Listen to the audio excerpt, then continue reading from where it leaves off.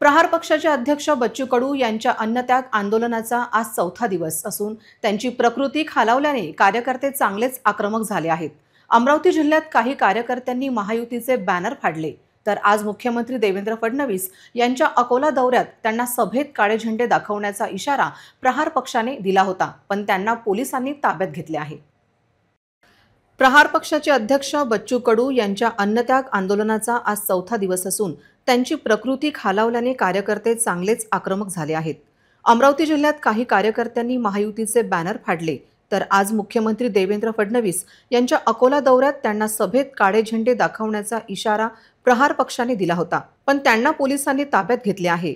या पार्श्वभूमीवर अकोला पोलिसांनी प्रहारच्या कार्यकर्त्यांना नजरकैदेत ठेवले आहे। प्रहारचे महानगर अध्यक्ष मनोज पाटील यांच्या घराबाहेर मोठा पोलीस बंदोबस्त लावण्यात आला असून पोलिसांनी त्यांना ताब्यातही घेतले आहे। यावर मनोज पाटील यांनी इशारा अजून संपलेला नाही असे वक्तव्य केल्याने अकोला पोलिसांचे टेन्शन वाढले आहे।